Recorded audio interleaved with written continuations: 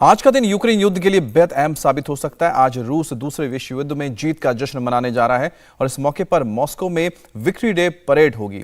President Putin इस parade की सलामी लेंगे और माना जा रहा है कि इस मौके पर पुतिन कोई बड़ा ऐलान कर सकते हैं। दुनिया वैसे तो ये दुआ मांग रही है कि पुतिन युद्ध के खात्मे का ऐलान कर दे, लेकिन इसकी उम्मीद कम ही है। और इस बीच यूक्रेन से हमदर्दी जताने आज अमेरिकी राष्ट्रपति बाइडेन की पत्नी जिल बाइडेन और कनाडा के प्रधानमंत्री जस्टिन ट्रूडो कीव पहुंचे हैं। सबके जहन में यही सवाल है कि कल पुतिन क्या करेंगे। Александра Невского, а красный флот имени Маршалского, финансовым достойным высокого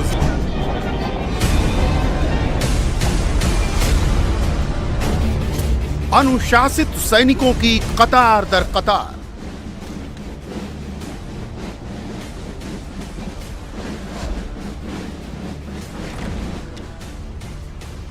दुनिया के सबसे खतरनाक हथियारों की नुमाइश।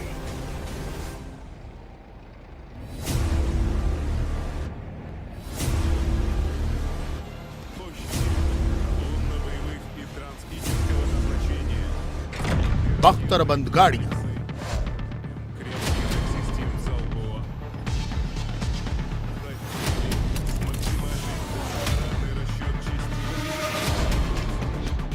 जमीन से हवा में मार करने वाली मिसाइलें,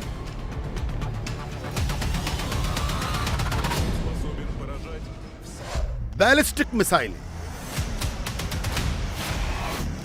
हजारों किलोमीटर दूर तक निशाना लगाने वाली मिसाइलें और दुनिया में सबसे घातक कही जाने वाली यार्स यानी दानव मिसाइल। ये तस्वीरें रशिया की राजधानी मॉस्को से आई हैं। रशिया में देशभक्ति के सबसे बड़े जश्न की तैयारी चल रही है।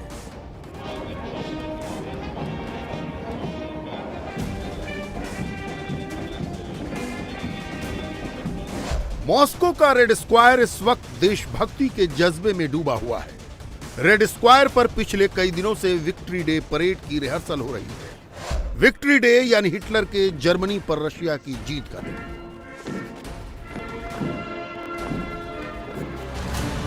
आज से 77 साल पहले 8 मई 1945 को जर्मनी की नाजी सेनाओं ने सोवियत संघ की रेड आर्मी के सामने घुटने टेक दिए, सरेंडर किया था। बर्लिन में समर्पण के दस्तावेज पर दस्तखत हुए थे। जर्मनी के समर्पण के साथ ही दूसरे विश्व युद्ध का अंत हो गया था और मित्र राष्ट्रों यानी ब्रिटेन, अमेरिका, फ्रांस और रशिया की विजय हुई थी। लेकिन जिस वक्त जर्मन सेनाएं मित्र राष्ट्रों के सामने आत्मसमर्पण कर रही थीं, उस वक्त जर्मनी और पश्चिमी यूरोप में भले 8 मई की तारीख रही हो, सोवियत रूस के कैलेंडर की तारीख 9 मई हो चुकी थी। इसीलिए रशिया जर्मनी पर जीत का जश्न 9 मई को मनाता है।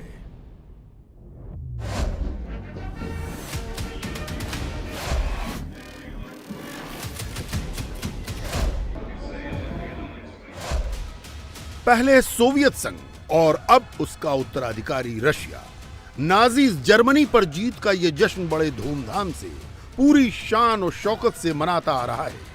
इसकी शुरुआत सोवियत संघ के तानाशाह जोसेफ स्टालिन के राज में हुई। रशिया के राष्ट्रपति व्लादिमीर पुतिन ने मॉस्को में होने वाली विक्ट्री डे परेड को नई ऊंचाई पर पहुंचा दिया है। इस बार मॉस्को में हो रही विक्ट्री डे परेड में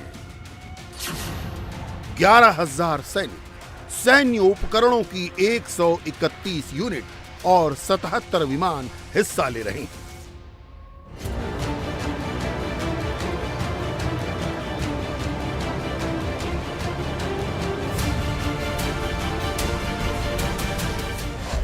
रेड स्क्वायर पर होने वाली विक्ट्री डे परेड अब केवल 1945 में दूसरी आलमी जंग में सोवियत संघ की जीत का जश्न नहीं।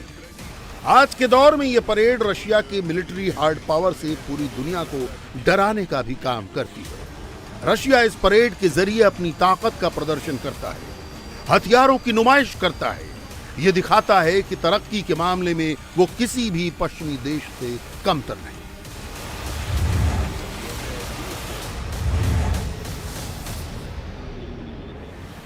मॉस्को इस बार विक्ट्री डे परेड के लिए तैयार है।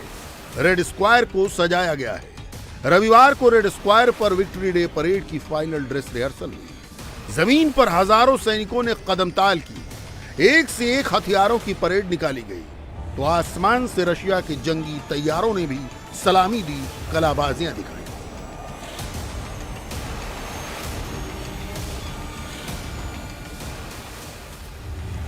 इस बार मॉस्को की विक्ट्री डे परेड बहुत खास है। यह उस वक्त हो रही है जब रशिया ने यूक्रेन के खिलाफ जंग छेड़ रखी है, जो दूसरे विश्व युद्ध के बाद यूरोप की सबसे भयानक जंग है, जिसमें हजारों लोग मारे जा चुके हैं और एक तरक्की करते मुल्क में चारों ओर तबाही बर्बादी का मंजर पसरा है।